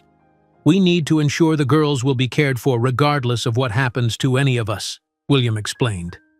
The lawyers drafted documents naming William and Eleanor as secondary guardians in the event of Sarah's incapacitation, with Jennifer as a third option. "This doesn't mean we're taking control," William assured Sarah. "You are their mother. We're simply creating a safety net." After the meeting, Eleanor asked Sarah to join her in the garden. They walked silently for a moment before Eleanor spoke. "I was cruel to you," Eleanor admitted. 3 years ago when Blake told us you were pregnant, and again when you returned with the girls." "You were protecting your family," Sarah replied. "The wrong way," Eleanor said. "I judged you without knowing you. I was wrong about you, Sarah. You've given this family a future when my son would have destroyed it." Sarah was stunned by the apology. "Thank you for saying that. I'd like another chance," Eleanor continued, "to be a proper grandmother to those girls, to make amends to you." "I'd like that," Sarah agreed. "The girls deserve to know all parts of their heritage." As they turned back toward the house, they could see William sitting on the patio, watching Emma arrange stones in a pattern only she understood. Olivia read a picture book to Sophia, while Ava hummed a tune she had learned on the piano. "They're remarkable children," Eleanor observed. "Yes," Sarah agreed, "they are." 1 year later, Sarah stood in her office at Miller Enterprises looking out at the Boston skyline. On her desk sat a framed photograph of the Quadruplets, now 5 years old, sitting on the lawn of the Miller mansion with William and Eleanor behind them. So much had changed in 12 months. The door opened and Jennifer walked in, carrying 2 coffee cups. "Ready for the big day?" The South Boston Educational Center opens in 3 hours.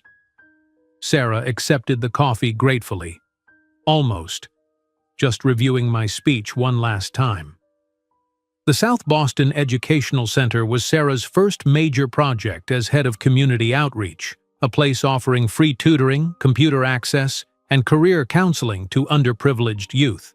She had designed it based on resources she wished she'd had after dropping out of college. "The girls are excited about the birthday party tomorrow," Jennifer mentioned. "Eleanor has been planning it for weeks." "I told her to keep it simple," Sarah sighed. But she's Eleanor Miller," Jennifer finished with a smile. Simple isn't in her vocabulary. Later that morning, Sarah stood beside William as they cut the ribbon for the new educational center. Local news cameras captured the moment, and a crowd of community members applauded. This center will provide opportunities for hundreds of young people in South Boston, Sarah explained to a reporter. Access to education shouldn't depend on your zip code or family income. William watched proudly as Sarah answered questions with confidence and clarity. His health had stabilized with medication and a less stressful schedule. He still served as chairman of Miller Enterprises, but had delegated many day-to-day responsibilities. "You've accomplished more in 1 year than most executives do in 5, William told Sarah as they drove back to the office. "The board is impressed." "I had good motivation," Sarah replied. "Every time I visit a school or community center, I remember what it felt like to have my own education interrupted." That evening, the Quadruplets celebrated their 5th birthday in the mansion's garden. Despite Sarah's request for simplicity, Eleanor had arranged an elaborate party with a professional photographer, personalized cakes for each girl, and even a small petting zoo. "Grandma, look at the baby goat," Sophia called excitedly, no longer the shy child she had been a year ago. Eleanor, dressed impeccably as always, didn't hesitate to kneel beside Sophia to pet the tiny animal. "He's very sweet, isn't he?" Across the lawn, William sat with Emma, examining the small microscope he'd given her as a gift. "See how the leaf cells form patterns?" he explained patiently. "Can I take samples from all the plants in the garden?" Emma asked, already scientific at 5. "Of course," William agreed. "We can catalog them together." Olivia was organizing the other children into a game she'd invented, naturally taking charge as she always did. Meanwhile, Ava showed her music teacher, Professor Chen, how she could already play a simple Bach minuet on the portable keyboard set up for the party. Sarah watched it all with a mixture of amazement and gratitude. She and the girls now lived in a renovated wing of the mansion, close enough for family interactions but separate enough to maintain their own household routines. As the party wound down, the house phone rang. Martha answered, then approached Sarah. "It's Mr. Blake," she said quietly, "his weekly call for the girls." Sarah nodded and gathered her daughters. They moved to the living room where she placed the call on speakerphone. "Happy birthday, girls." Blake's voice came through clearly from California. "Thank you, Daddy," they responded in unison, a phrase Sarah had taught them despite her complicated feelings about their father. "Did you get the presents I sent?" Blake asked. "Yes," Emma replied. "I got a solar system model. It has all the planets." "I got a dollhouse," Olivia added. "I got ballet shoes," said Ava. "I got books about animals," Sophia finished. "That's wonderful," Blake said. "I'll see you on my visit next month, okay?" After brief goodbyes, Sarah ended the call. These supervised phone conversations had become part of their routine.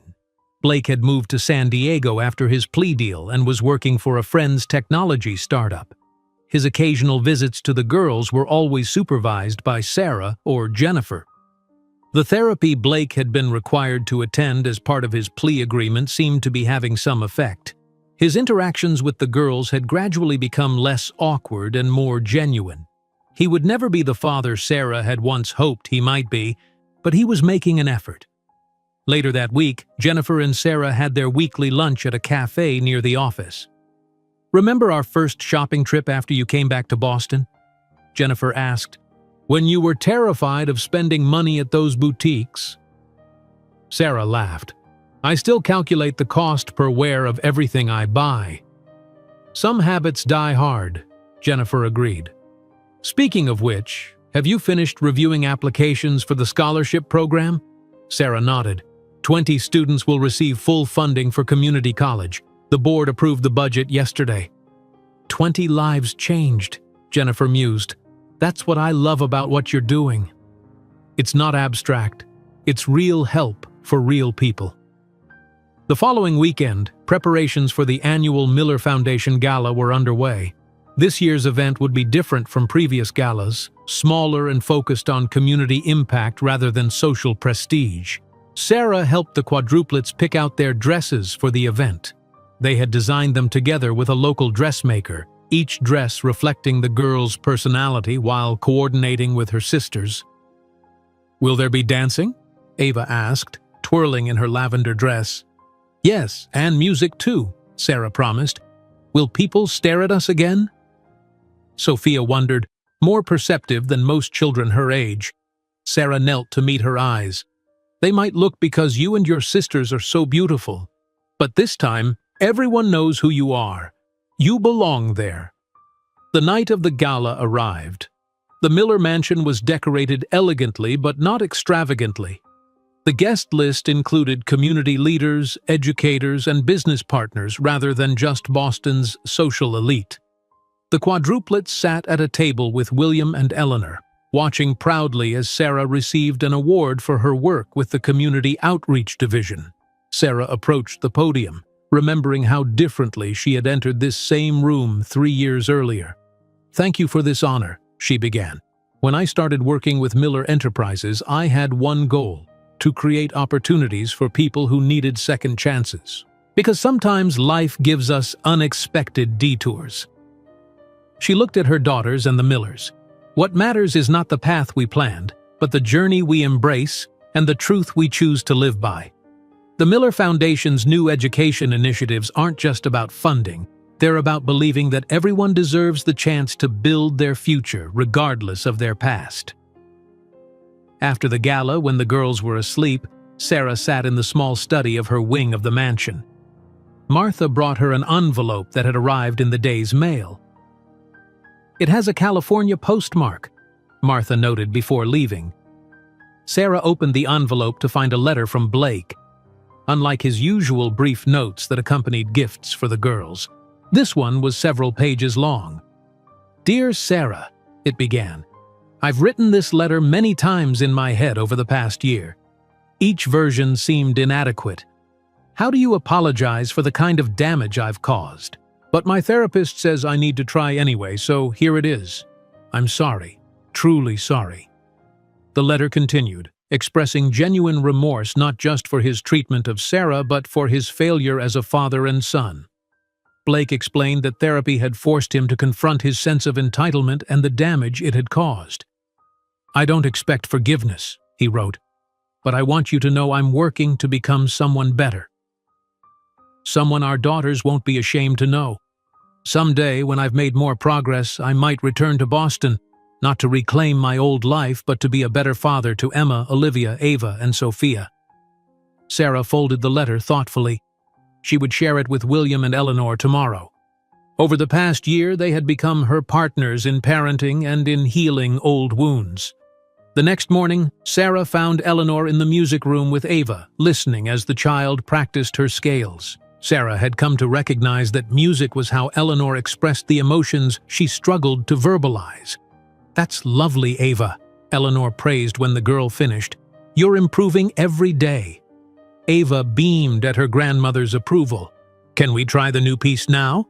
"Of course," Eleanor nodded, placing sheet music on the piano stand.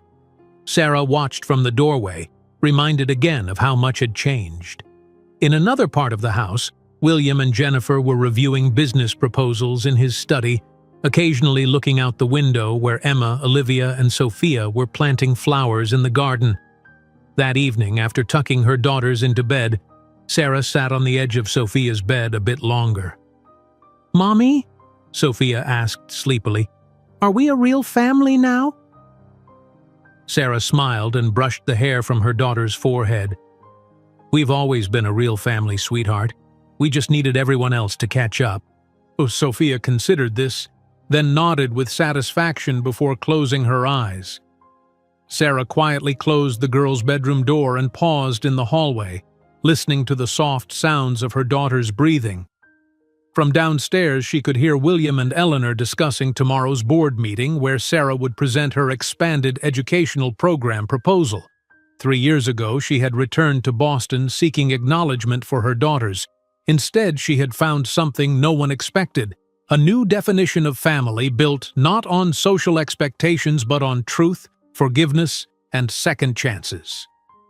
Sarah headed downstairs to join William and Eleanor, ready to continue building the future that had begun with one brave decision and 4 identical little girls in red dresses.